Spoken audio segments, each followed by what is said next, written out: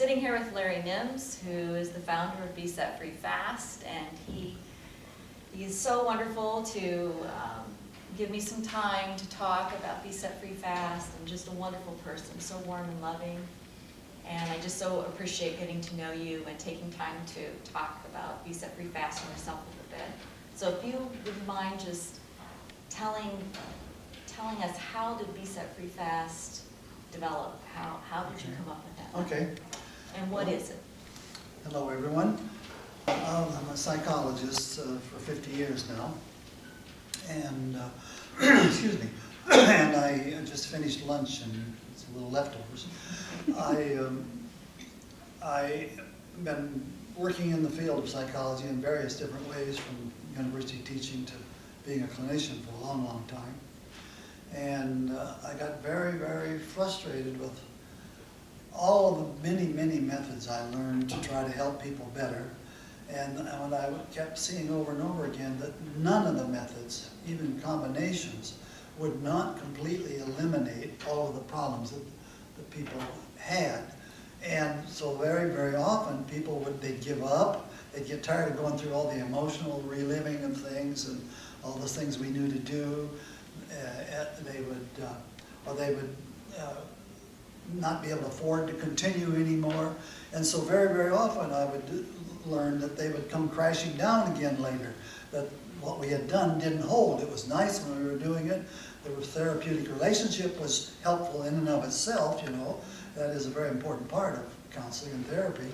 But it just wouldn't get the job completely done. And I was just very, very frustrated with that. I'm a very practical person, and I want to really be helpful. And it wasn't happening, and I got very, very sad about that, really heartsick about it. So much so that at one point, I actually stopped doing counseling because it was so painful for me to see that. Even though I was considered to be a good counselor, and people liked me and all of that, but that wasn't sufficient for me by any means. So that accumulated for a long time. I didn't have any of this kind of thing to help me deal with my distress. So at one point I actually stopped counseling. But then what was it, about 1988, someone introduced me to Dr. Callahan's book, The 5-Minute Phobia Cure. Mm-hmm. And I was fascinated with it, thought it was pretty amazing. But I didn't use it right away because I thought it was pretty weird, and if I used it with a client and it didn't work, then I looked like a total idiot as a professional. So I didn't use it. Until months later, I realized I needed to use it on me about my fear of using it with clients. And so I did that, and then I did it with 2 different people. It worked so well, it was so powerful on both of these people. They were dealing with some phobias. And that frightened me because I wasn't sure where the power was coming from. And as a Christian, and having been involved in a lot of occult practices before I became a Christian, at about 47 years old, I was afraid of that I'd be using the wrong power.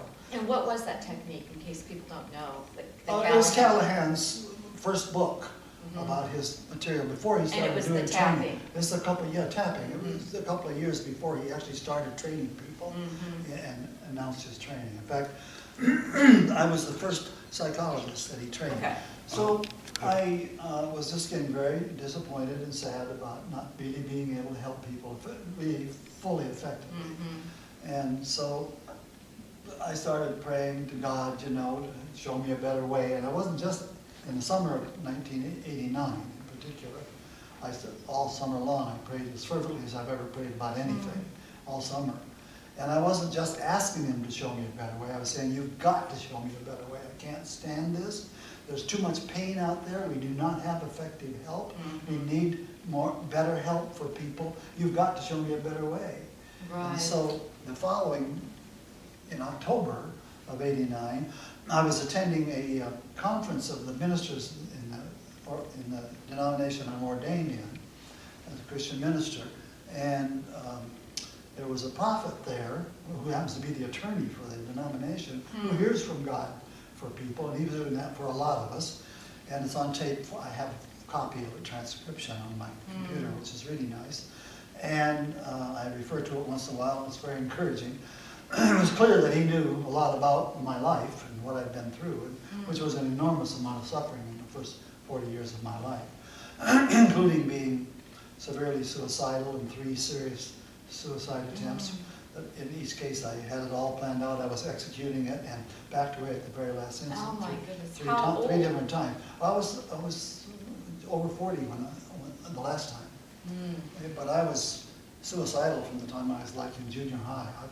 I belonged in a psychiatric hospital then, but in my family you don't do that. You just keep going. So I realized I just needed to stop doing that. I clearly having been trained all through graduate school to be a researcher, a scientist. I didn't get in the clinical field until after I got out of school because I was afraid to look inside of myself because I knew I was a worthless, no good person. And I couldn't even look anybody in the eye because I knew if they looked in my eye, they'd see how terrible, awful person I was. And I'd be judged and rejected. And all that. I was totally messed up. Very depressed, anxious, bitter, critical, hostile. I was good at it. and I was, of course, I call myself a recovering perfectionist now because I was very perfectionistic, driven by that, which I learned later is driven by trying to avoid criticism, judgment, and rejection. And anyway, so what I did was he prophesied that I shouldn't think about slowing down, that he'd been with me all this time, and that for the next 22 years, the Lord said to me through him, you will be doing deliverance counseling, a term I never knew, didn't know what that meant at that time. I knew a lot about deliverance ministry because I had been very well versed and trained in spiritual warfare and had actually participated in some deliverance ministry work and taken authority over the dark side, and demon spirits and that sort of thing, and had confidence about that. But I had told God specifically, I don't want to be a deliverance minister. And he hasn't busted me on that, which I appreciate. But he said deliverance counseling. I didn't know what it meant. In fact, it took me about 2 years later before I finally realized what that was, and I'll tell you about that perhaps in a moment. But and he said that you would be teaching on it and writing on it nationally and internationally for the next 22 years. Well, that 22 years was up about 3 years ago in October, but last October, and this is what, we're at 2014 now, in May. So, last day of May, okay. Anyway, so I said, okay, Lord, okay. And then he brought my attention back to Callahan's book. And I was still spooked by it. So I was hesitant about that, and I believe very strongly in the injunction in the scriptures, both in the Old and the New Testament, to let everything be established in the mouth of 2 or more witnesses. In other words, confirmations. Right. First of all, it needs to agree with what the Word of God says, and then maybe what the Holy Spirit may be communicating, but also other sources and ways he has a way of confirming it. Right. For me, it took about 22 confirmations before I finally decided to do Callahan's training. So I just sought out godly counsel from people I respected. My dearest friend is the head of my denomination, and Philip Rasmussen. You'll hear about him sometime before too long, I think. Great. The Lord has some amazing things in line for him. But anyway, and then I kept getting, yeah, it's okay to do this weird thing, you know. There's nothing wrong with the method, the idea itself. Just give God the glory and not yourself. And I said, well, I can do that. And I guarded that very carefully because if I didn't, I know he'd take it away from me, and I'm having way too much fun about that. Right. It's so rewarding. So I called up Dr. Callahan, and in late '89, he came out with his first announcement in the California State Psychology newsletter, where I'd been in practice for a long, long time, and that he was going to do training in his method. And I called him up. He wanted $2,500 for his training. And I thought, oh, that's a lot of money to me then. Still would be. So I didn't do it right away, and I kept praying and asking people, and, and kept getting, yeah, it's all right to do it. So a few weeks later, I called him back. Now he wanted $5,000 for his training. Oh. That was his orientation. He ultimately started charging $10,000 for it, then went back to $5,000 when that didn't work so well. But anyway, bless his heart, he's gone now in the last couple of years, but he made an amazing contribution to our field. Just was a very innovative thing that got started. He was doing all the tapping thing. He called his thing at that time thought field therapy. It's still called TFT, thought field therapy. Right. And so I started the training in February of 1990. So I'm the first psychologist, and really I think the first person that he formally trained. And I'm also the oldest person in the field. In the field? Age-wise, in energy psychology. What became energy psychology, called that. And I was actively participating in creating that name at the time. And a founding member of ASAP, the Association for Comprehensive Energy Psychology. So I've been around a long time. You're a giant in the field. Well, I don't know about a giant, I'm just a little fella. But anyway, what I am, he made, it's all his fault. Yeah. You know, I didn't create me, and I didn't make my brain or any of this stuff. It all came from him, and I know that. Appreciate it so much. He's remarkable, just wonderful. I'm going to keep him. He's doing a pretty good job of keeping me. That's right. And anyway, so I'm very strongly spiritual oriented that way from a Christian perspective. But what I do fits anything, because it's the way he made us. Right. And now he finally revealed in our field, finally to me of all people, that we could do this, that this is how we're made, this is where the problems are created and maintained in programming in our subconscious mind. And we never knew that before in the field before, and therefore we could never completely get rid of the whole problem or the whole issue. Just couldn't do it before in any of our methods. And now we can do it very, very simply. And like so many things in any area of science or any other area of development, when you find out the deeper principles, it lends itself to simpler applications. And that's what happened here. And so that's what I've been so blessed to be able to share with people all over the world. And so I got the training with him. It was mostly over the telephone and reading his books and his book and listening to his tapes and that kind of thing, and talking about cases and that kind of thing. And it wasn't very extensive training, but it was all I needed. But I never believed his theory that the acupuncture meridians were what were causing the problem. Okay. I didn't doubt that they were involved, and I understood the concept already, which was widely held already in psychology, that if you interrupt the pattern at some point, it often sets the opportunity for change to take place. But it certainly doesn't guarantee it. And so I was okay about that, I just didn't believe it. So I very, very quickly dropped out a major chunk of his treatment method, and it worked just as well, which was, again, some confirmation that it really wasn't the meridians. And eventually I got to where I was just having people just imagine doing the tapping and just thinking their treatment statements that he had created, and that worked just as well. And so, and I kept praying to God, say, show me more about this, show me more about this. And he taught me a really powerful lesson there. It's really a good one to keep in mind in prayer too, for in your prayers, in the way you use your prayer. I prayed for many years, show me more about this, and he would show me some more, and he would give me insights about what was going on with the client, and I was really fortunate that I was well experienced with muscle testing, so I used that as a confirmation a lot for what was coming into my head. It seemed to be totally unrelated to what we might be working with, and I just muscle test on myself to see if it was true, and if it was, I'd check it on muscle test on the person, and so that they would know that that's something needed to be eliminated, and so we would treat it accordingly. And it was very successful that way. But after several years, he kind of busted me on that prayer and showed me that that prayer was limiting him and me both as to how much he could show me. Because show me more has an implied limitation on how much he could show me. And I got the message, and I immediately changed the prayer to show me more about this, to show me everything about it. And then the floodgates opened.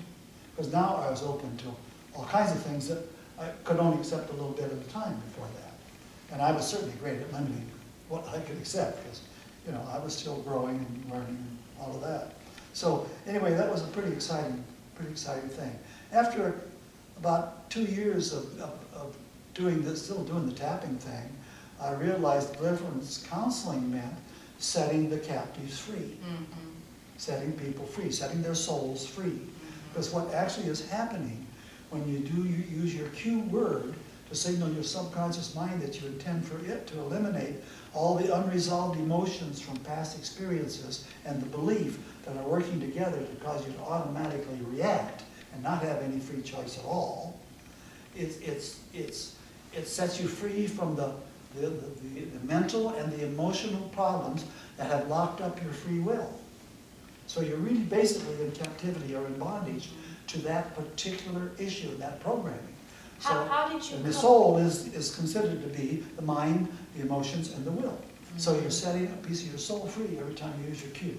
How did you come up with the idea of the cue word and that it was the subconscious? Well, which became I was these working things? with people a lot, and I had it down to a very, very thing, and all of a sudden God just gave me the insight. I was working with a client, just gave me the insight that I could give an instruction to the subconscious mind and use a cue word, and that the subconscious mind would do the treatment. It just gave it to me as a flash. And when that came, he also gave me a cue word, which is the predominant one I use, though I have about 35 of them I can use, and interchangeably, but I mostly use the first one that he gave me, which was God is, which meant to me at the time, to receive anything from God, it's in the book of Hebrews, to receive anything from God, you must believe in God, you must first believe in God, and that he's a rewarder of those who diligently seek him. So it was God is, and that's the word I mostly use, almost just automatically now, for anything that shows up. And so I, as I often did, whenever I learned something new about it, I would try it out on myself for a while first, and then I would use it on some of my clients who I knew would trust me to try this new strange thing, and to confirm that it really was working, and then I would just use it very broadly after that. And so it's just been a gradual process of developing that. For the last 9 years, almost 10 years now, probably late 1998 actually, it's longer than that I guess, that I haven't done any tapping at all. Don't usually.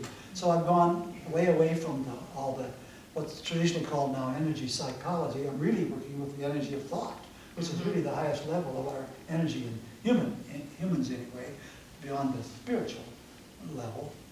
And so that's what I've been doing for a long time now. And I use it routinely on myself when something bugs me, that kind of thing. Though not so many things bug me anymore, because they're just not there to bug me anymore. Right. And so it makes life a lot more fun. And that method you named Be Set Free Fast. I named it Be Set Free Fast, which is really an acronym. All of those letters in Be Set Free Fast have a word attached to them. It stands for Behavioral and Emotional Symptom Elimination Training for Resolving Excess Emotion, Fear, Anger, Sadness, and Trauma. Which was fun creating that. I give him the credit anyway. People get uptight when I start talking about this coming from God, so when they get restless, I stop and say, now wait a minute. I didn't create me, and you didn't create you, and I didn't create this mind. You know, I didn't figure these things out. Left to my own devices, I can mess it up as much as anybody. Right. And so I give God the credit, and he lets me have the cash. It's a very nice arrangement. Very nice arrangement. I wish I had the courage to ask for more cash, but anyway, I'm still working on that one. So you developed this method, Be Set Free Fast, and then started training people in it. Yes, it was quite a while before I started training. I just worked on it alone in my office for about 7 years. And then God had some psychologists from New York City, Brooklyn, call me and ask me, was it worth $10,000 to take Callahan's training? And I said, well, it's good stuff, but you'd be better off taking it from me because I've gone well beyond it. She didn't take me up on that, which is fine, but I said, how did you find out about me? Well, I saw your testimonial to Callahan's work in Gary Craig's book. I said, well, who's Gary Craig? And so she told me about Gary and EFT, and he had a book and so on, and I asked her for his phone number, and I called him up, and we made contact, and hit it off really well. He was very gracious. We had exchanged emails and phone calls for several months, and then he very graciously invited me to come and be one of the presenters of our methodologies when he brought all these people from around the world together at his expense, very graciously. He even paid for my room and board, by the way, because I didn't have much money in those days. And it was just, he was very, very kind. And and he paid for all that, 3 professional cameras and had it all taped. And then he edited the whole thing down into 13 VCRs, which he then distributed freely around the world, and that got me on the map. But up to that time, I had not presented it to a professional group. And Gary Craig was trained then by Callahan, and then 15 months after I was. and then developed emotional freedom technique, Yes, or EFT, which is another energy side method. But within 2 or 3 months, before Gary was even trained by Callahan, I was doing a shorter method of his method that was even more efficient than the current EFT program now. But then I just never quite believed the theory, so I kept looking and praying and asking for guidance to see what's really going on. And finally got to where I have been now for many, many years, since, well, 1998, late 98 actually. But it was in February of 98 that Gary Craig had this conference, and then many months afterward, because it took him a long time, there were really 2-3 day conferences that he sponsored.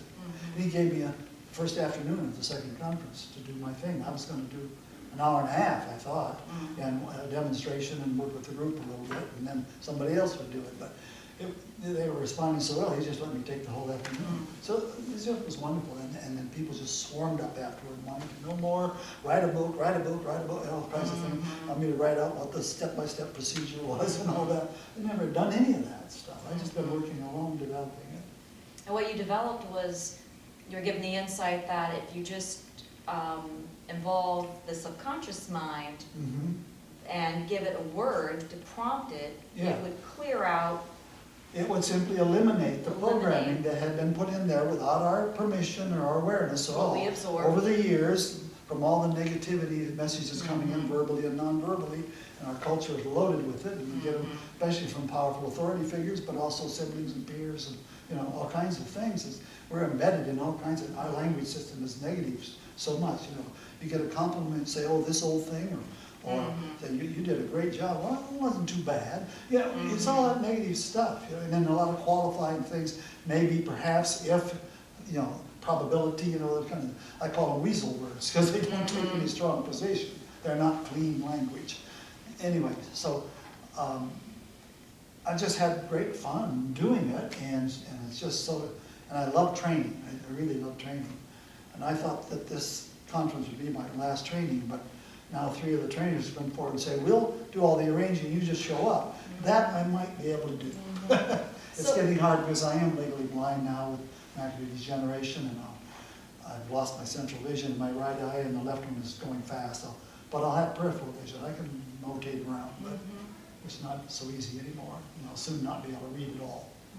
So what results did you see using Be Set Free Fast? What results? Yeah, what results did you see with people? Oh, well, Again, with first of all, they're in awe of what happens, how they just notice a virtually immediate change when they do the treatment. In almost all cases, they'll notice it, whether it was a tension or pressure in their body, or some negative thinking, or an unpleasant emotion, or any combination of those things. And just very, very quickly, it won't be there anymore.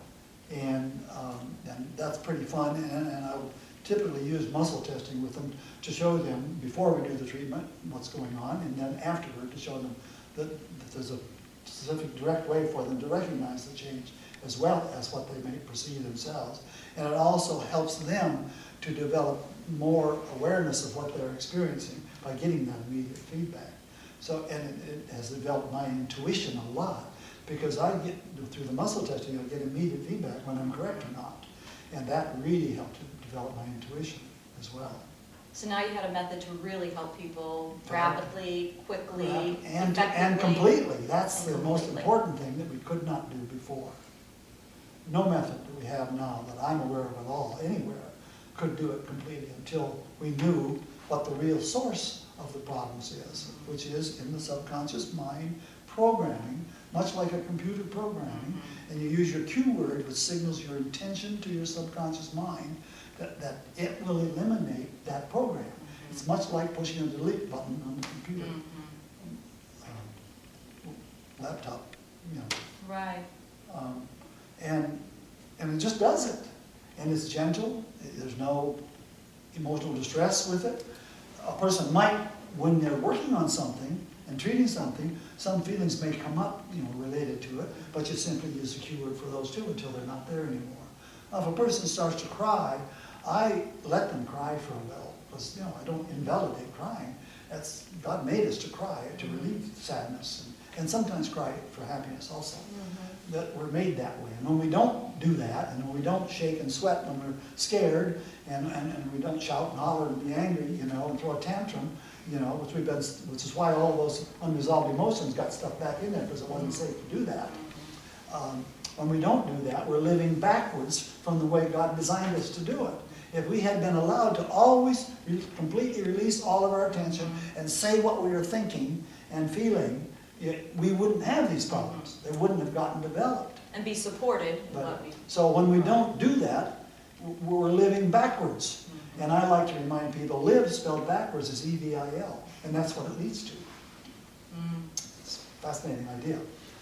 So I just worked with it and just developed it and just become more skillful at doing it, and I've had lots and lots of experience, of course, so I know out of experience a lot about what to do, but I also know a lot because God shows me, the Holy Spirit shows me a lot of times. So I don't have to work hard at it at all. In fact, people say, when they want to work with me, they say it's not work. It's easy. It's simple. It's easy. It turns out to be fun. And I say, what you want to do now is recognize that instead of having to run away from the problems, to use defense mechanisms or coping things to try to get around them or to try to minimize them or, quote, manage them, you eliminate them. They're not there to cope with or manage anymore. And that's really nice.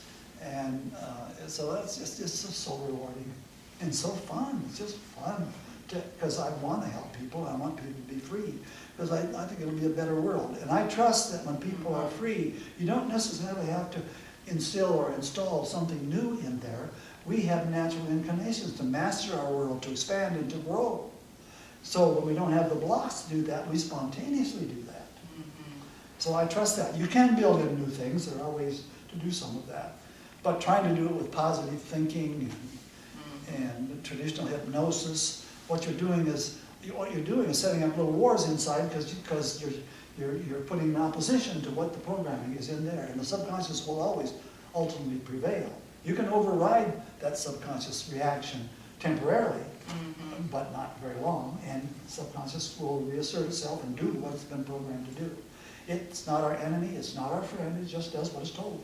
I call it our faithful servant.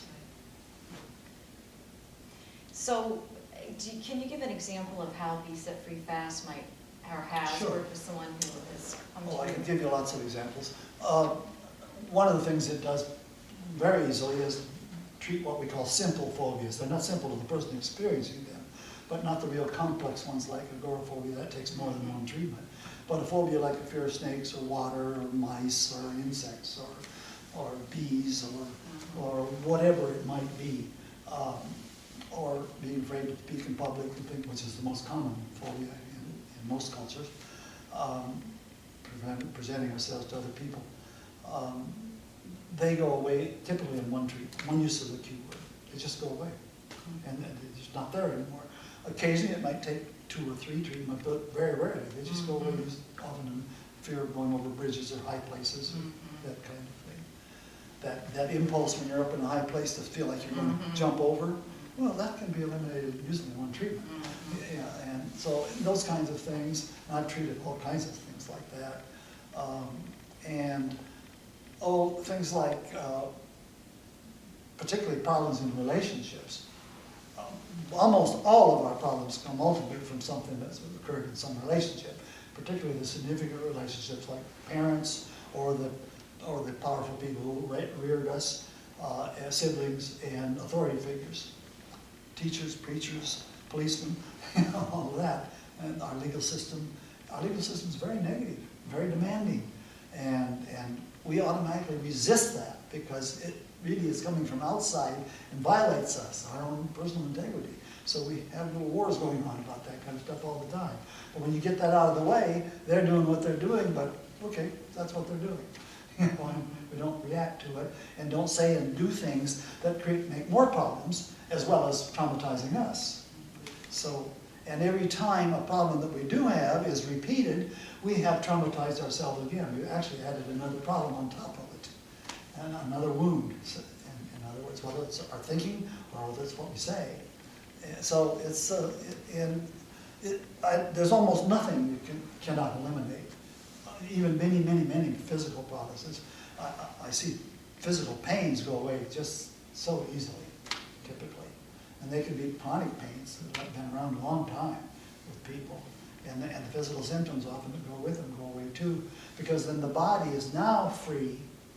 It doesn't have programming that's stopping, that may have helped set up the problem in the first place, and maybe maintaining it, and might even be preventing medical interventions from really being fully effective, maybe only partially effective, but not fully.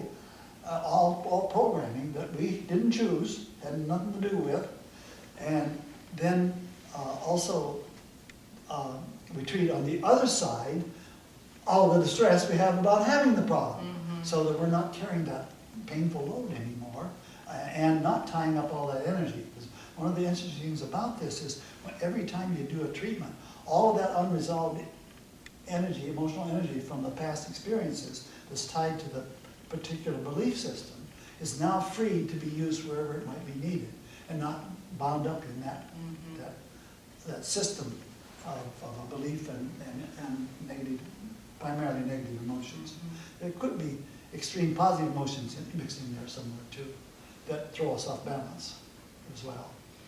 In the one-day workshop that you just did before ASAP, it reminds me what you're saying of one of the women in the workshop whose back pain was gone after, I think she said 12 years that she's had the back pain, and it's never been gone before. Yeah, it was constant, Day it was gone. And I've seen that happen many times. It's really fun. I never wanted to be a real doctor, but it's really fun to be able to help with those physical things. And how did Be Set Free Fast impact your life, your personal life? Well, it really allowed me to be who I needed to be as a husband with my wife. We've been married 42 years now, and we absolutely adore each other and enjoy being with each other. It's just wonderful. And she is a remarkable person anyway, but and that's my unbiased opinion, of course.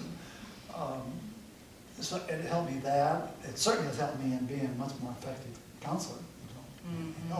Help with people, help in my relationships. I'm very accepting of people. Pretty much was before, but long ago I was so very judgmental and critical too. And I still occasionally do that, and so I treat myself when I notice it. I programmed myself, deprogram myself, so to speak, to not be judgmental. So when I notice I do that, I immediately treat for that. And so I do that less and less now.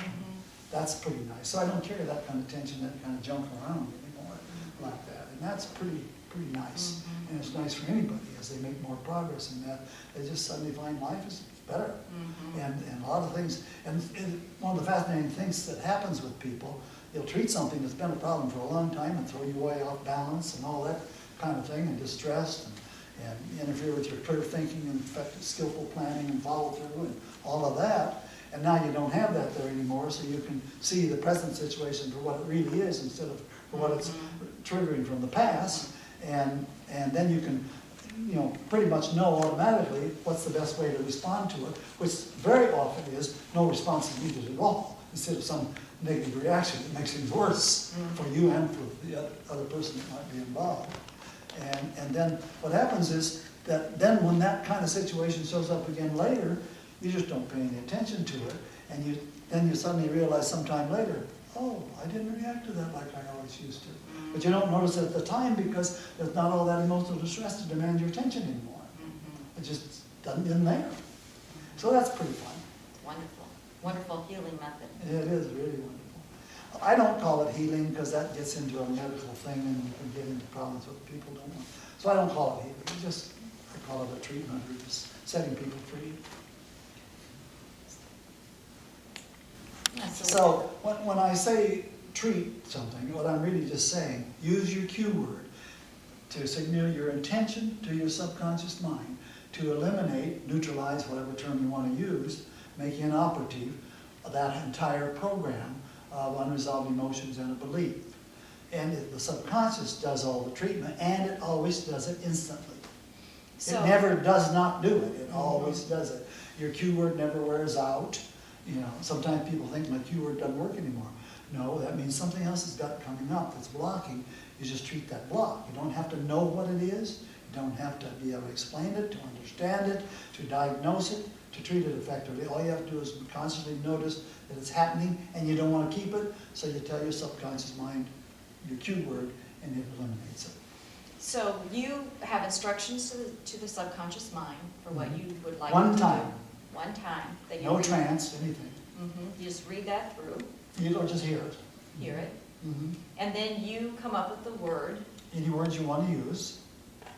I suggest it be something that's a word that has some positive meaning to you rather than something negative, although you could treat for the negativity of it, so it would be neutralized, but I suggest use something that's positively meaningful to you. And so when you say that cue word, the subconscious mind, that faithful servant, will eliminate. Yeah, it knows, even if you haven't identified what you're treating, it knows what your conscious mind has recorded your whole life, all the information that's come in from internally and externally all your life. It's all there, including what you were just thinking now.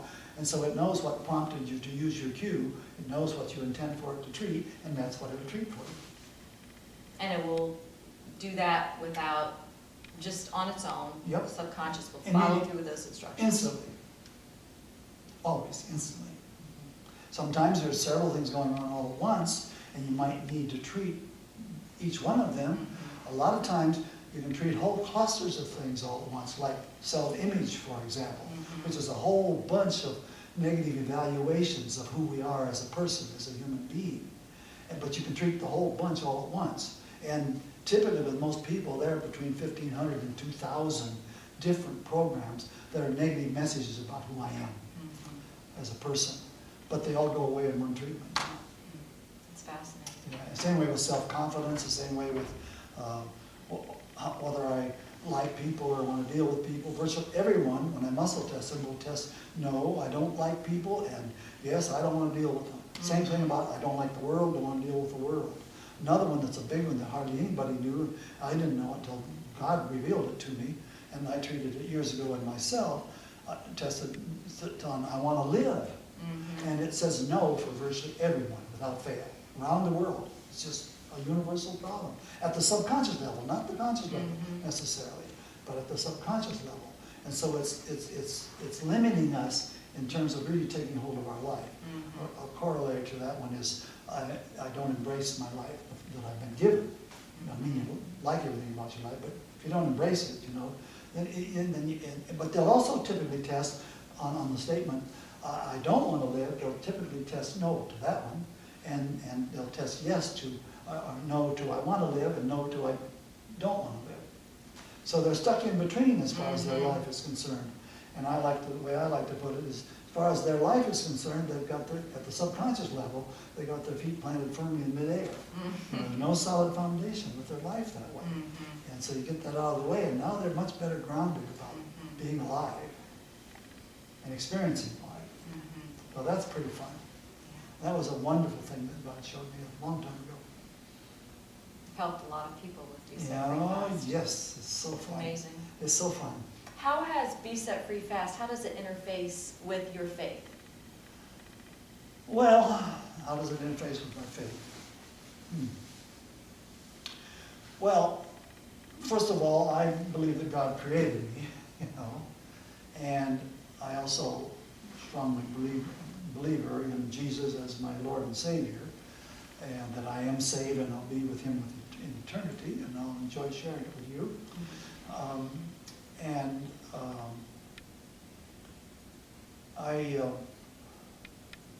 So I just know that's the way He created us, and that's glorious and amazing and awesome.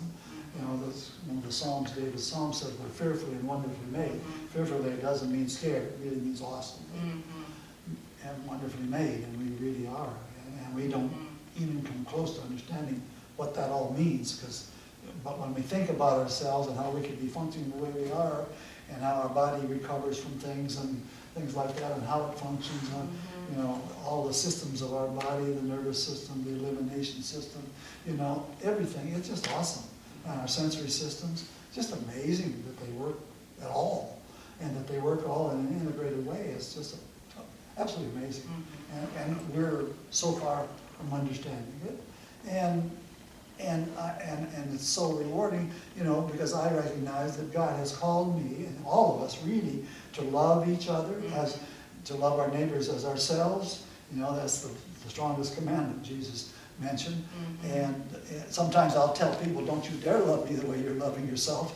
I'll just tease them about it, because they're having a bad attitude about themselves. But we clear that up through these kinds of things I've been saying. So I just know it all came from God, and He made us that way, and now He has revealed that. And I feel, it isn't that I feel special that He chose me to give this to the world. I'm in awe of that. I continue to be in awe of that, and just so thankful. Because that's what I wanted and what I needed, and I prayed for it, and He gave it to me. I didn't know what He was going to give me, but He did that, and it's been amazing, and just so fun to share with other people. It's really exciting and just so deeply meaningful and rewarding. It really allows people to love themselves and others more freely. Absolutely. And to get the junk out of the way that's interfering with that. That blocks the us. Judgment, the criticism, the anger, the hurts, the resentments, you know, the hostilities, the sadness and grief and loss, and shame and guilt, and all those things that just plague us all, because we've just been embedded in it for a lifetime. So everything is virtually game for anything that's any way disturbing or throwing us off balance, mentally, emotionally, physically, or spiritually, is fair game for treatment with this. And typically we'll respond to that.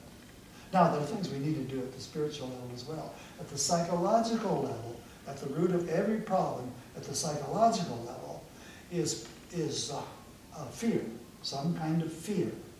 And that fear seems to always be related to a concern or a preoccupation with self, which is called human pride. It's related to me in some way that I don't like. And I'm going to try to force it to be different and all that, and because I'm powerful enough to do that.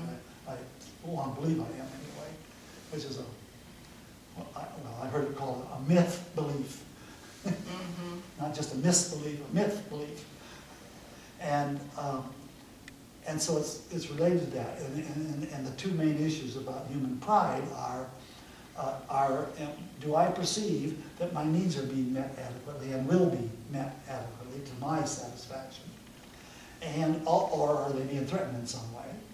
And the other dimension of that seems to be predominantly, will I be seen as being of great value and worth and adulated and aggrandized and valued, and bottom line, will I be seen like God? You know, that's what it boils down to, human pride. It's the same issue, same thing that the serpent did with Eve and Adam. You will be as God. So how can people find out more about Be Set Free Fast? Well, we do have seminars.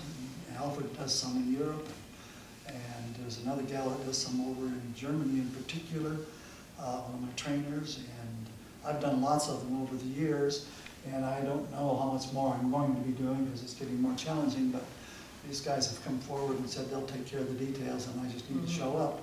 So I may be able to do more than I thought. I thought this would be my last experience of doing this training. I do phone and Skype sessions with people all over the world, and I can do surrogate muscle testing and know exactly what's going on with their subconscious, just as I do with somebody's arm when I'm sitting with it. And because there's an energy connection between everybody. We really are not an island at all. There's an energy connection, and I've learned how to, God has helped me learn how to tap into that and use that very effectively, so that helps. I do have a book. It's a little old now, but still has a lot of value in it. It's available both as a print copy and as a PDF download on my website. I also have a DVD that's 8 hours and 5 minutes of teaching and training material in which I work with 8 different people, doing treating sessions with them and talk about what we did and have follow-ups, what they experienced later and that kind of thing. It's a teaching and training thing, If you get to the end of it, you'll hear me playing harmonica, which I love to do. Then those are the primary ways right now. Alfred and I, I'm quite sure, are going to be doing another book. It's overdue that we get another book out with a lot more material in it also, as well as the basics. So, and I have a lot of materials on my website, and more I'm going to be putting on there, things I've written, much of which will be revised and be in the next book probably as well. So if they look at Be Set Free Fast, they'll get hooked into your website and get all the information that they need. Yeah. And Alfred Heath is a trainer who you work with also. Yeah, he's terrific. He's really an amazing man. He came forward many years ago, went to one of my trainings, and really liked what happened, and I remember very little contact with him those years ago at that 3-day seminar, but he came forward and he's really liked it, and he's a bright guy. He knows a lot more treatment methods and things, a lot more of the intellectual kind of stuff about it than I do. He's just really amazing. That's just another gift from God. Is there anything else, Larry, that you would like to mention, say? Well, I certainly encourage everyone to use it. Oh, yeah, I really need to speak to this for my Christian brothers and sisters especially. A lot of people get spooked by this in religion because of religious training, or religious mistraining would be more accurate. They think, oh, this is weird voodoo stuff, and maybe it's New Age, or maybe it's from the devil, or that kind of stuff. And they throw out the baby with the bathwater. The same thing they complain about, people do about their religion. They throw out the baby with the bathwater. And there is something of great value here, and just simply something, a way God made us. And now He has revealed that. In this case, through me, He has revealed that to us to use to truly be set free. So now what we can do, instead of running away from our problems and trying to cope with them, or have defense mechanisms to try to keep distance from them, or whatever it might be, deny them, or explain them away, or whatever we do, we can begin to eagerly look forward to finding them. And I say, well, you're busted. I'm getting rid of you right now because I can now. So I never worry about what somebody presents to me, because I'll just have them treat it. So I don't have to think I have to be brilliant and figure out what's going on with them. And I like the muscle testing because I don't have to guess about it. I can just check it out. And also know when I'm done. So that makes it very efficient, which really appeals to my nature. I want to be efficient and practical and useful. And I want to help people be free. So the religious training, and I had lots of it. I had a lot of legalistic training growing up, which was so hard on me and really damaged me psychologically enormously.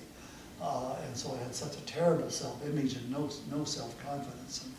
And I was afraid, very, very shy. I couldn't look anybody in the eye. When I was 40 years old, I couldn't look people in the eye. Even though by that time I was already considered to be a pretty good counselor. And people liked what I was doing. But I still couldn't look them in the eye. And then when I treated that, and I started looking people in the eye, and then people would complain, ooh, you're so intense, I feel like you're looking right through me. So I learned to avert my eyes frequently, so they didn't feel so trapped by my intense gaze, because I can be pretty intense. And so, but all of that legalistic training that you're really not of any worth, that you're an evil person, a bad person, but you've got to work very hard to earn the right for God to care about you or be involved in your life and all that kind of stuff. That's not true at all about God. God is only loving. He is just, which means He set up the way the rules of the world and life are to be, and when we violate them, there are consequences. And if we keep violating, He'll set up the consequences sometimes. He will even take people out of the world if they really violate Him, consistently. But that happens a lot. I think it does happen. So don't throw the baby out with the bathwater. This is just the way He made us, and now He has finally chosen to reveal that to us to be shared with the world, so that more and more people can truly be set free. As we've all been given that great commission, go set the captives free, heal the sick, bind up the wounded, you know, even make the dead to live, which I haven't done, and I don't know if I will, but anyway. And knowing at the same time, He's loving us, He's there to help guide us. We just ask Him for wisdom when we need it, like He says in James 1:5. If you lack wisdom, ask me, I'll give it with no criticism, judgment, anything. I'll just give it to you. But hold fast to expecting me to do that, because if you don't, you'll waffle around like the waves of the sea and not be able to receive anything from me. So you trust Him to do that. I like what He says in the Amplified Bible, in Psalm, Proverbs 6, I think it is. He says, trust in the Lord, roll your works on the Lord, and He will cause your thoughts to be in agreement with His will. So shall your plans be established and succeed. Because there'll be plans that came from Him. So they're going to work. But you've got to trust in Him once you have faith in Him. And hold fast to that. If you waffle around, you'll experience the waffling around and the torment of it and all that kind of thing. So that's the kind of thing we do. There's another really nice parallel to that in Peter, where he says, I think it's 2 Peter, 1 Peter. I lose track of the addresses of these sometimes. I know quite a bit about what's in there, but I can't always remember the addresses. But he says, cast all your care on Him. In the Amplified Bible it says, cast all your care, all your worries, all your anxieties, once and for all on Him. For He cares for you lovingly and cares about you watchfully. Which is really neat to know. And then also in the Amplified Bible in Psalm 37, it says, there's really 5 parts here in this first few verses of Psalm 37, and verse 8 is really an important one too. But it says, trust in the Lord, which means have faith in Him, lean on, rely on, have faith in Him. Then delight also in Him, which means delight in who He is and how He does things. And know that they're going to be good and always for your good, and including consequences when we need it, chastisement if that's what He knows we need to get us back on track. And then it says, then roll and repose each care of your load on Him. Same kind of idea as in Proverbs 6:3 and in Peter 5 or 7, I can't remember where it is anyway. Right after it says in Peter, be vigilant, watchful, because that enemy of yours is roaming around as a hungry lion seeking whom he can devour. It doesn't say in there, I wish it did, because he doesn't take coffee breaks. We have to be at it all the time. Because he's always there trying to work on us. I'm convinced that it's the enemy in the dark where he works in our subconscious mind that put all that programming in us. And he doesn't have to read our mind, he knows what's there, and he's masterful at manipulating it. That's you can call that a theory, but it makes sense to me. Because he works in the dark, and we're bringing it out in the light where you can know what's true and be set free. And I like that a lot. So trust in the Lord, delight also in Him, roll and repose each care of your load on Him. Roll and repose, that concept there comes from the Hebrews' experience. This is in the Old Testament. The Hebrews' experience of loading their camels. The burden bearer would have the load on his shoulders. A camel would be down on his knees, and he'd roll the load back onto the camel's back. That's where that image comes from. The problem is we keep grabbing it back from the camel. And if we do, we carry it as long as we insist on it. You know, that little thing about the footsteps, you know, about that Jesus said, you know, well, why weren't you there? The footsteps were here, and now they're not here. He says, well, that's when I was carrying you. But it also needs to say, that's when you allowed me to carry you. When you agreed with me to carry you. So, anyway, so it's trust in the Lord, delight also in Him, roll and repose each care of your Lord on Him, and then be still. Be still, like be still and know that I am God. And the last one is wait patiently on Him. Don't necessarily expect the answer to your prayer to come immediately. But He hears every prayer. He never forgets any of them. But it's a good idea to pray the same prayer again from time to time, so you stay mindful that there is a source for the answer to that prayer. So you stay open to it. And Paul is very strong in his writings about praying on every occasion and for everything, you know, and unceasingly. And anytime you talk to God, that's a prayer. And so when you're feeling threatened about something, pray. Someone once told me, do like the mother skunk says to her brood when danger threatens. She says, let us spray. It's good counsel. Let us spray. Okay. You know, I really want to thank you, Larry, because I am here today because of you. I was, searching for better methods too, and I wasn't sure about the whole energy psychology And that's all thing. God's leading. It's a It divine is. appointment. It was a divine For sure. appointment when I discovered what you had written on the internet, just by divine appointment. No other explanation for that. Yeah. And at that point, when I read what you had wrote about your experiences and how you developed this method and how this method was helping really set people free, then I knew I had to do that. That's wonderful. So that was many years ago, and that's led me here today, and it's all because of that I had read what you've written. It's all God's fault. Right. He does it all. I just get to go along for the fun. And it is fun. It is really so deeply rewarding. You've done so much in this field as far as, developing a method that really sets people free and helping to coin the whole energy psychology. Yeah, well, it's gone well away from energy psychology as it's been historically defined now, because there's no dealing with energy circuits in the body and all that kind of stuff, chakras and those kind of things. People are doing things and they're getting some interesting and wonderful results. I did, and I was delighted when I first started using the thought field therapy, the TFT. I was delighted with the results I was getting compared to the traditional stuff. That was fun. I just didn't believe that it was the meridians, and I kept looking for what was going on.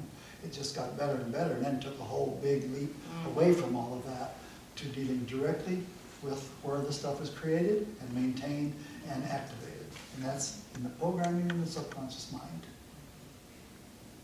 I really appreciate you taking the time. Well, you're to certainly sit welcome. and talk and- Thank you, Lord. Yes, thank you. Anything else you'd like to say? Well, I think you'll enjoy this. I have a standing prayer with God about clients coming to me. I have a prayer with God that says, Lord, bring me the people that I can help most and who will also bless me, because that's his way to bless both parts. And keep all the rest of them away. And he seems to do that really well. So that's It's a pretty wonderful good. prayer. Yeah. Thank you so much. You're welcome. God bless you.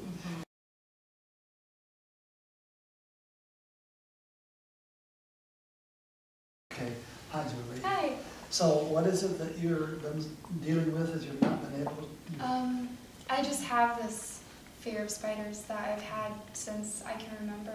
And I can't, like, I can be in the same room with them, but like as soon as they move or come towards me or just, I just get really scared. What happens inside of you when that happens? Just panic. I just feel, And if panic is what for you?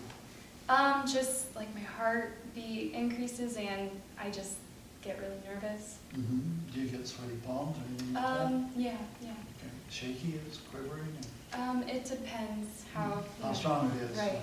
If one landed on you, you'd really have one Yeah. And what have you done to try to deal with this before? Like how my mom has said, I've been to two different energy psychologists who've tried to get rid of the fear, and it's just still there, and it's even, they've lessened the fear, but over time that has come back because I haven't, dealt with it. That is one of the difficulties, because often so many of those other methods don't thoroughly get the job done. They do partially, but only to the degree that they have probably indirectly accessed the subconscious programming and the person's intention, but not directly. So this is just direct and very efficient that way. So think of one of the times when it was most traumatic for you, experience with spiders. Can you imagine yourself in that very situation right now and what it's like for you? And as you tune into that now, as if it's there right now, that creature is there right now doing whatever it's doing, what do you experience inside? Just the same kind of panic, just that I just want to get away from it. Okay. And if you rated that on a scale from 0 to 10, 10 being overwhelming, impossible to tolerate, and 0 being not there at all, what would you say that number might be? At that moment, Yes. it would probably be a 10. Well, Like well, I just, but well, right now. Right now, tune into it as much as you Probably, can. See. okay. Probably about like an 8. Okay. Okay. Let me just use a muscle. Are you familiar with muscle testing? Yes. Okay. So we can just do this then. What I want you to do is just hold. And I'm going to test this. It's an 8. No. It's above an 8. Yes. Let's try this. It's a 9.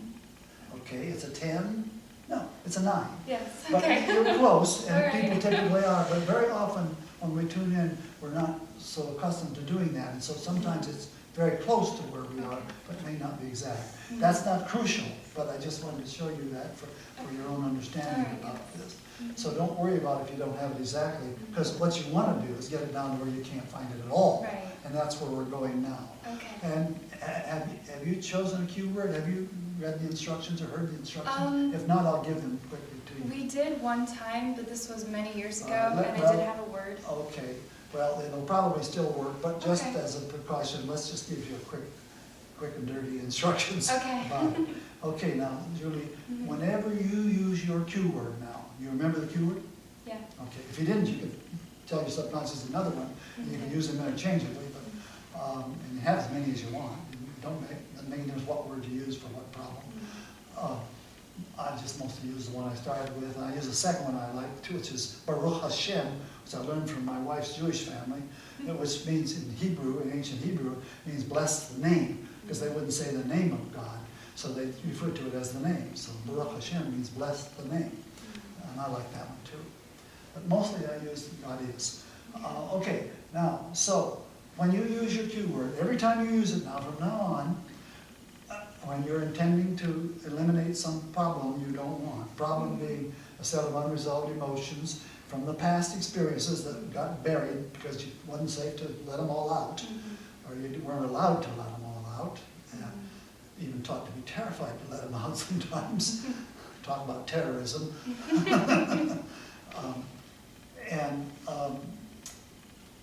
And so you couldn't, and they have accumulated, and groupings of those get connected to a belief that says you are to have this reaction in the presence of those creatures, in particular spiders and variations of that, whatever it might mean to your subconscious mind.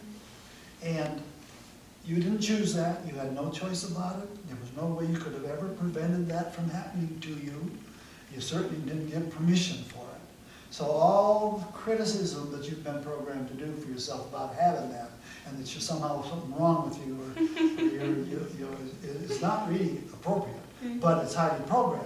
But though each one of those negative attitudes towards yourself can also be eliminated with the use of the cue word. Very often, each one of them can be eliminated with just one use of the cue word. So anytime you find yourself putting yourself down about it, or why was I so dumb, or why was I so inadequate to get rid of it, why didn't I benefit from the help people were offering, why did I let them down, and all the junk, which is probably, most of it's probably operating in you, and the guilt you feel about it, and the shame about it, all of that stuff's treated. Oh, you don't have to keep it anymore. You just don't. Sounds wonderful. Okay, it is wonderful. It's beyond wonderful, but it is wonderful. Okay, so now all I want you to do is tune into all of that again, please, as if you were in that same situation, and use your cue for all of that distress that causes you to experience, and the stress in your body and your thoughts, your emotions. And after you do that, check again now and stay tuned into it and see if that number has changed in there or not. Yeah, I think it has. And what would you say it is now? I want to say 5. 5. That's good. We're moving. Yeah. Occasionally, sometimes it actually goes up Mhm. because something else starts coming in too. Right. But that's fine. This is where we're headed. Okay. And now tune into it again and treat again for everything. Just keep it from going all the way down to 0 where you can't even find it anymore, where it's totally neutral. In that same situation.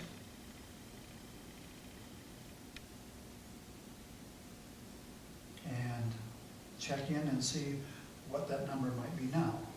I think about a 4. Okay, let me check that. I'm curious about that. It is a 4? Yeah, okay. You're getting smarter. Okay, now, then let's tune in again and treat again. And we want to treat for everything that's left about that keeps it from being no problem at all, 0.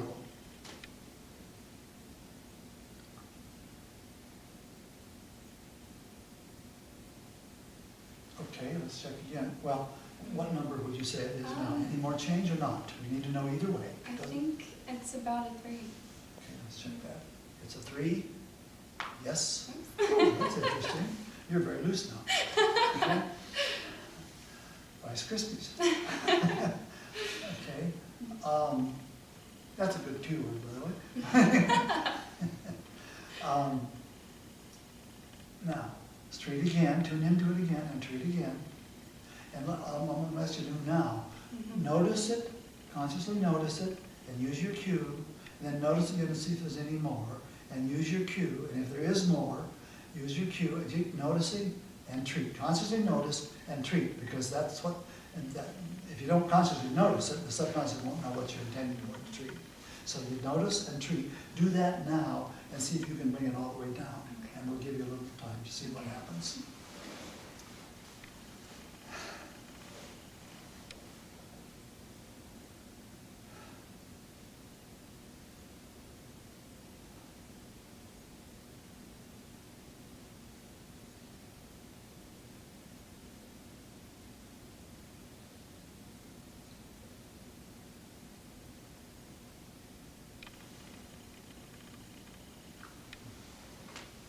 How are you doing right now?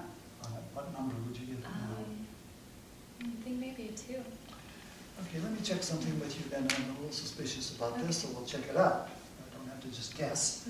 I want to be completely free of this reaction to all spiders and any creatures like them. And it says no to that. That's what I was suspecting. Okay, use your cue for the programming that says, I don't want to be completely free of it. Okay. Use that now. I'll test you again, please. I want to be completely and permanently free of it. Yes. And I'm willing to be permanently free of it from now on. And that's also a no. Treat that, please. Okay. I'm willing to be permanently free of it from now on. And I give myself permission to be free of it from now on. That's a no. So these are things, I call this a fail-safe system. This is the term that came up. It's a backup system that's sometimes built in. It only shows up in about 10 or 15% of the problems, issues that we work on in our life. But it does show up in most everybody. I'm glad it did here because it's a useful thing for us to know about and to have it on camera too. So thank you for being so messed up. Yeah. Well, you're welcome. Okay. I'm saying that kindly, I hope you know. Yeah. But I love to joke around and have fun. Doesn't have to be miserable. Constantly doesn't have to be miserable. It can be fun. Right. We're all just, at best, we're ambulatory neurotics, you know, which just means we got hang-ups, stuck places. That's all that really means. Okay, so now let's tune in again and, well, let's just check this one. I give myself full permission to be completely and permanently free of this. And now that says yes, you see, it's strong. Okay, and then it's okay for me to be permanently free of it. And that's also a no, so treat that problem. You didn't ask for any of this, it was done to you without you having any idea it was done, so it's not appropriate for you to give yourself a bad time about it. Right. And to treat anything that's doing that. It's a double whammy, it's like double jeopardy. You got the problem and now you got the problem about the problem. Right. Okay, and that's against the rules. Okay, it's okay for me to be permanently free of this from now on. Okay, and I deserve to be free of it? Yes, that one's fine. I'm willing to give up all the benefits I've gotten, even though I might not know about them, but all the benefits that I got out of having this problem all this time. Yes, you are. That's good. I'm also willing to have all the good benefits of being free of it from now on. That's a no. Receiving the good things is a big block in most people. That's a huge issue for most people. So you treat for that one. You know, receive all the good benefits of being free of it. Okay? I'm willing to receive all the good benefits of being completely and permanently free of this phobic reaction about spiders and related creatures. And now it says yes. Now your subconscious is totally in agreement with that, will not block you from just enjoying it, being free of it. Okay? Now, let's try another one.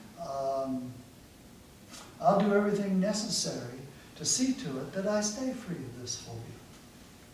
And that's good too. That's about marshaling your own resources in yourself, which are enormously more than any of us realize, and all of us.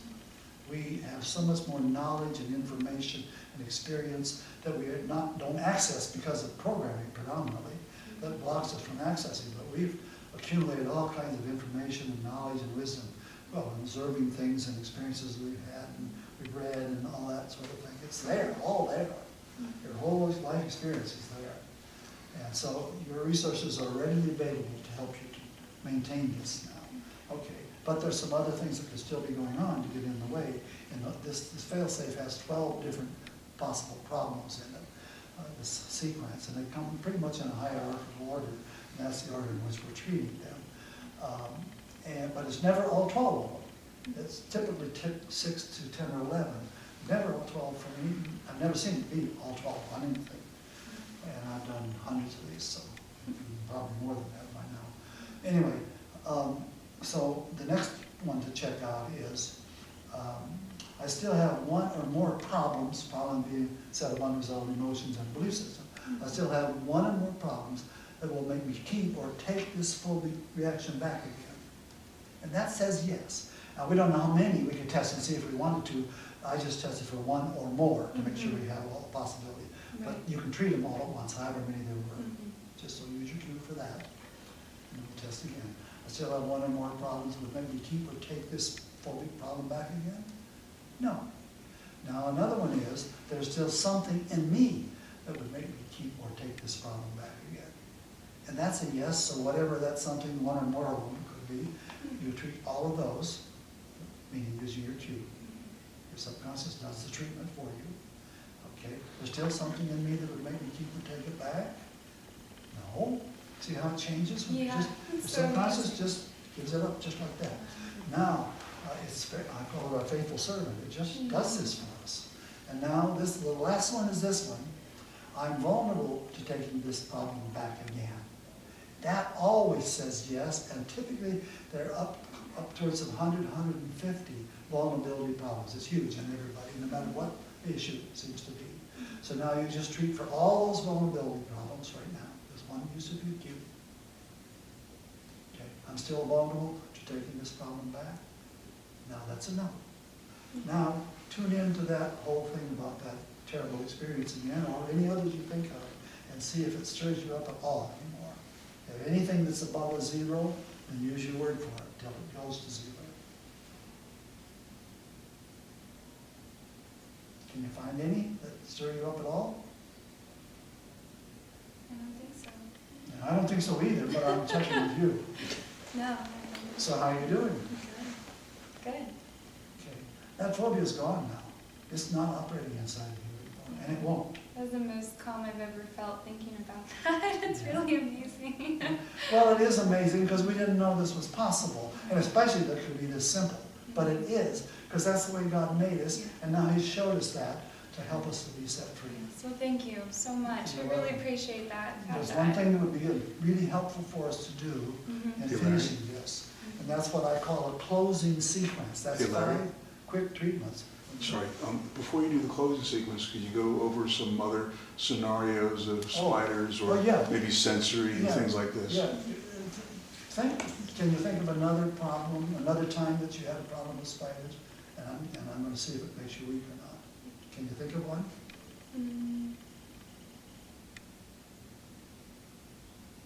Yeah. Oh, doesn't make you weak now. Can you think of another one?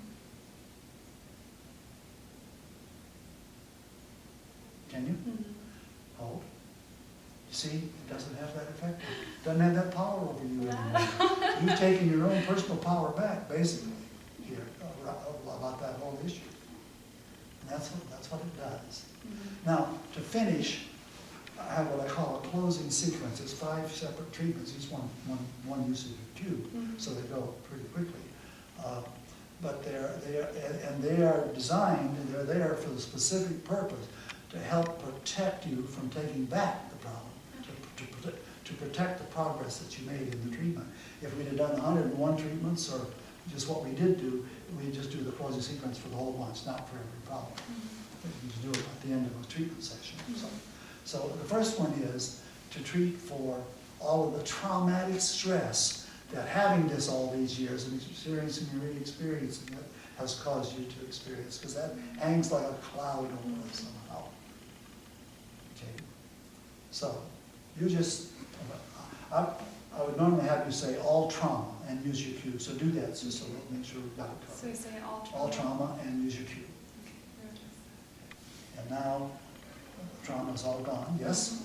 All of it, yes. Okay, now, the next one is, and this is a little bit unsuspected, but when we're doing treatments, no matter what it seems to be, almost always there are people we were mad at, judging and criticizing, and being unforgiving toward, that we held accountable for having that problem, but we didn't identify them in the treatments. Fascinates me, and I don't understand this yet, but the anger, all the anger and the judgment and criticism that always goes with anger, get treated while we're doing the treatments that we're doing, but the unforgiveness does not. There's something about unforgiveness that needs to be dealt with directly somehow. And of course, Jesus really emphasized that very strongly, and so did the scriptures throughout, really.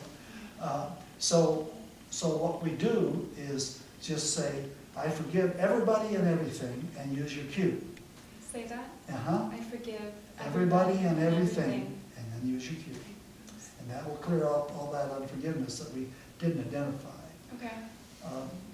Unforgiveness, anger always has judgment and criticism attached to it, and some related attitudes. But it's that judgment and criticism is what sets up and maintains the unforgiveness.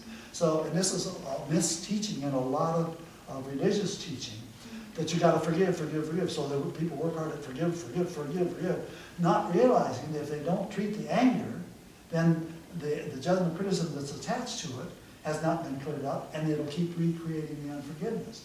You've got to get rid of the anger and the judgment and criticism first in order to have the forgiveness to be permanent. You might, with a lot of effort, actually accomplish unforgiveness momentarily, but it won't last very long at all if you haven't cleared up the anger, judgment, and criticism connection. So that's why we do it in that order. Okay? Because that's the causal sequence. Okay, now let's do this. Well, I don't need to test you for this. The next part of the closing sequence is to treat what I call stoppers.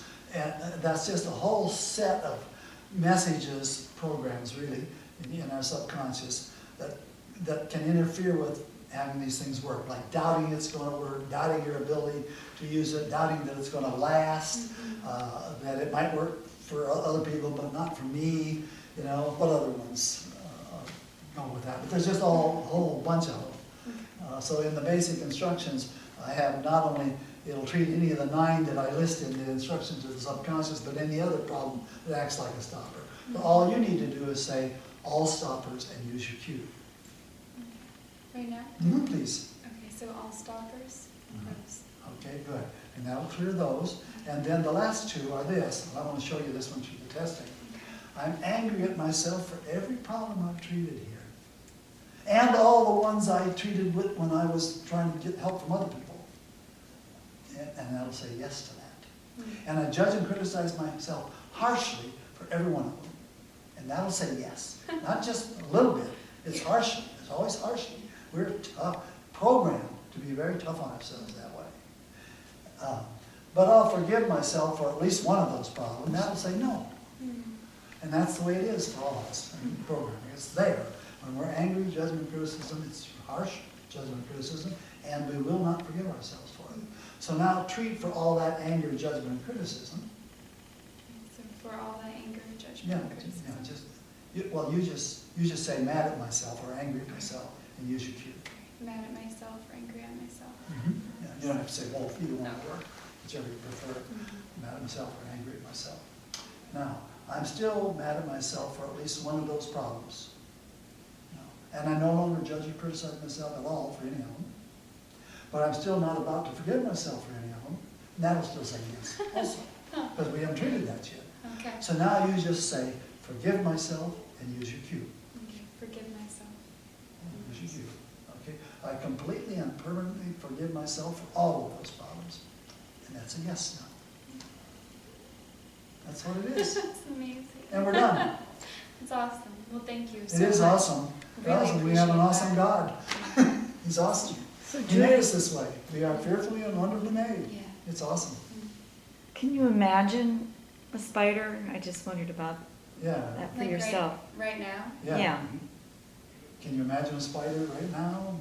Can you imagine one crawling up your foot and up your leg? What does that do? Cute little thing, and I don't know, I'm pretty calm about it, yeah, actually. I'm sure you are. I'm sure you are. It's just so weird because, you know, I've had that like my whole life. It's just Yeah, really yeah. You different. didn't choose it. You had no choice about it. But now you don't need it anymore, and you don't have it anymore. Thank you. You're very, very welcome. It's a joy. Thank you. Okay.